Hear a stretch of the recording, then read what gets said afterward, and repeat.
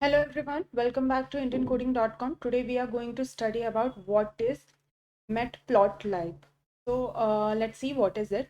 So it is a low-level graph plotting library in Python that serves a visualization utility. So it will provide you visualization utility inside the Python and it will help you to plot the graph library. So it was created by John D. Hunter and it is an open source and we can use it freely. We don't need to pay for it. We can use it freely. Okay. So it is most commonly written in Python and a few segments are written in C. So the most of the part of the matplotlib will be written in the Python and few parts can be written in the C. Okay. So Objective-C and JavaScript for platform compatibility. These are the two terms that we are going to use for the platform compatibility. Okay.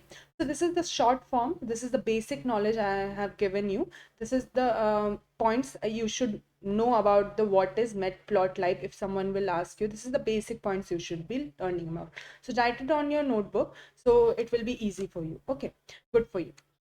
So that's all for today's class. Tomorrow we'll study about more features. Thank you.